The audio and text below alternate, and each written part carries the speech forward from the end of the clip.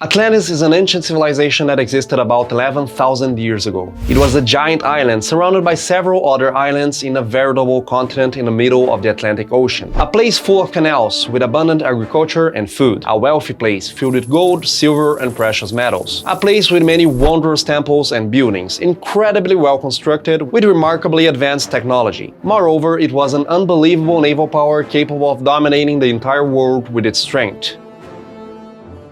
Atlantis was located west of the Pillars of Hercules, which we today call the Strait of Gibraltar, separating the Mediterranean Sea from the Atlantic Ocean. It was governed by a confederation of kings who had authority over the island of Atlantis and the other islands surrounding it. There were 10 kings, all demigod children of Poseidon, the god of the seas, and Plato, a mortal. King Atlas was the eldest among them and therefore the most important among the kings. Atlantis literally means of Atlas. The Atlanteans were advanced both in their knowledge and wisdom, and everything was going very well. However, with power and wealth, the Atlanteans gradually lost their wisdom. So they changed their policy. They were capable of dominating the rest of the world, and that's what they decided to do. With their superior military forces, Atlantis decided to invade Mediterranean civilizations. One after another, cities were falling under Atlantean rule. Ancient Athens would be the great opponent of Atlantis, in a war that promised death and destruction. But the gods, seeing the Atlanteans' pride and arrogance, decided to punish them with divine wrath. A series of earthquakes and floods devastated the Atlantean civilization, and soon Atlantis sank into the sea. Athens and the Greek world were saved from the great Atlantean invasion, and the Atlanteans lost everything. Or at least this is what Plato, one of the greatest Western philosophers, tells us. Plato is our first source to recount the story of Atlantis, and he did so in 2 books, Critias and Timaeus. Plato said the information about Atlantis came from Solon, a very important Greek legislator. Solon in turn learned it from the Egyptians. However, Plato's story is almost certainly a fabrication. He speaks of an Athens 9,000 years before his time, when the city didn't even exist, let alone a continent in the middle of the Atlantic Ocean. So, was he lying? Not exactly. The story served as an allegory to talk about the dangers of a society's corruption. His disciples, including Aristotle, understood as well. But since then, various people have argued that Atlantis really existed. Some argued that the lost advanced civilization was precisely the Atlantis Plato spoke of. However, most didn't believe Atlantis was exactly how Plato described it, nor was it located where he claimed. And that's where things get interesting. Many believe that Plato didn't entirely invent the story of Atlantis. Some say his account was indeed a metaphor, but based on another advanced civilization that had really existed. For a long time, the story of Atlantis was mostly forgotten. Crantor, a disciple of Plato, claimed to have heard reports from priests in Egypt confirming the Atlantis story. Proclus much later cites the work of another philosopher, who reportedly had Egyptian documentation on Atlantis. But this work has never been found by us, at least not yet. During the Middle Ages, there was little interest in the story. The tale of Atlantis was forgotten, along with many other myths about fabulous cities and civilizations. But when European explorations to the Americas began, things started to change. Some began to think that the Americas were the so-called Atlantis. After all, some civilizations already existed in the Americas. Even so, few Europeans believed that the ancient Atlanteans had anything to do with indigenous peoples, generally viewing them as an inferior people to Europeans and therefore could not be related to an evolved people like the Atlanteans. Nevertheless, some would later believe that the origins of the Mayans and the Atlanteans were interconnected. Moreover, many discoveries were being made, and the explorers brought back too many novel ideas for people to spend much time focusing on a small part of Plato's book. Yet, writers were already discussing utopian societies, using Atlantis as a reference at that time. Everything completely changed in the year 1882, and all because of this man. His name is Ignatius Donnelly, and he published the book Atlantis, the Antediluvian World. His idea was that all the peoples of the world came from the same original people, and these people were the Atlanteans. Atlantis would be a massive island in the middle of the Atlantic Ocean, east of the Americas, and the migrations of the Atlanteans would have created all other civilizations. It was such a good land that peoples created myths to refer to it. The Garden of Eden, Olympus, and even Asgard would actually be representations of the same place, which over time became a different myth for each culture. According to Donnelly, the Great Flood of the Bible really happened, and it was the flood that inundated the island of Atlantis along with all its inhabitants. Many in the general public and thinkers, especially those on the fringes of scientific and academic community of the time,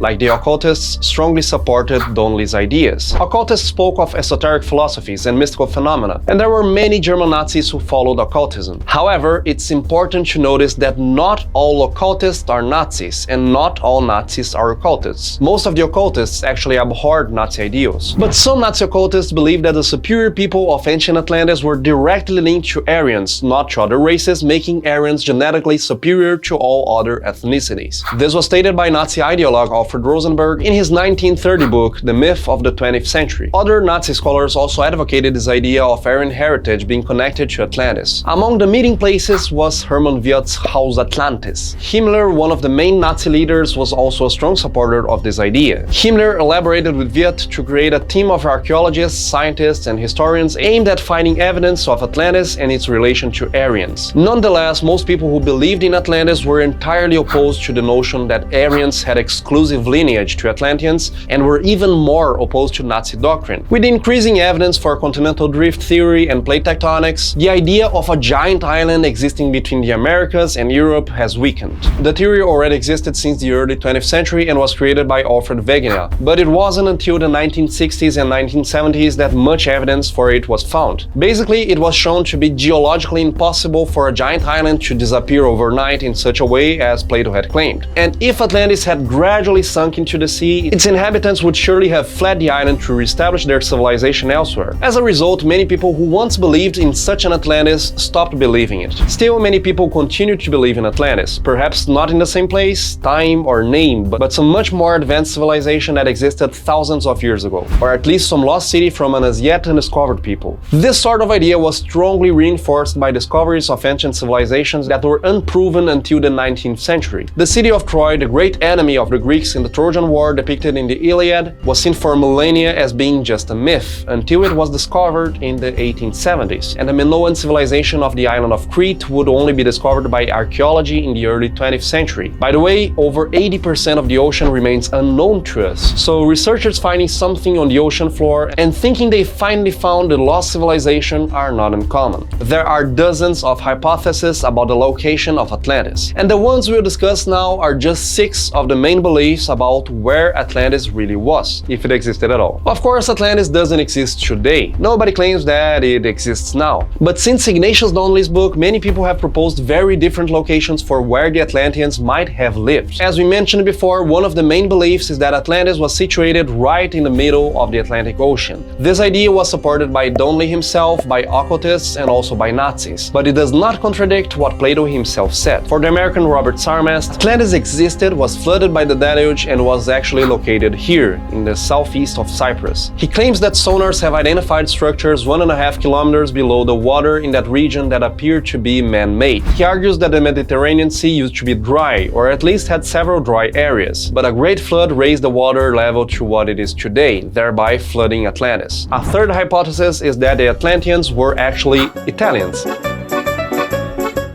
And this is more literal than you might think. Atlas could actually be a derivation from Italos in Middle Egyptian language. Li Juzai argues that Atlantis was actually located beneath Corsica and Sardinia, which would be just the plateaus of the island of Atlantis, now mostly submerged. Another suggestion by Donnelly himself was the Azores archipelago. And the islands that make up this archipelago are nothing more, nothing less than the mountains of what was once Atlantis, now at the bottom of the sea. Antarctica was also chosen as a possible location for the ancient Atlanteans. And how would they have lived in such a cold region? Well, many who argue for this as the real location of Atlantis believe that Antarctica was not as cold as it is today, making it much more habitable and explorable. Documents like the 1513 map by Piri Reis, an Ottoman admiral, are used as evidence detailing what a surveyed Antarctica might look like. Italian Flavio Barbiero is one of the proponents of this idea. The Canary Islands were another location suggested by some, and the idea is similar to the one about the Azores. Boris de Saint-Vincent and Lewis Spence were proponents of this idea, and it's an idea that hasn't had as many supporters today as it once did. There are various other possible locations for the lost civilization of Atlantis. Some of these hypotheses have more evidence in favor, others less, but the fact is, the lack of records and the difficulty in exploring the seas and oceans make any kind of assumption largely speculative. However, what is certain is that the quest for Atlantis itself has mobilized various writers, explorers, and researchers to this day. And if you enjoyed this video and want us to make more content like this, give us your thumbs up and subscribe to the channel. This is the best way to support our work. My name is Alex Beckmann, and I see you next time.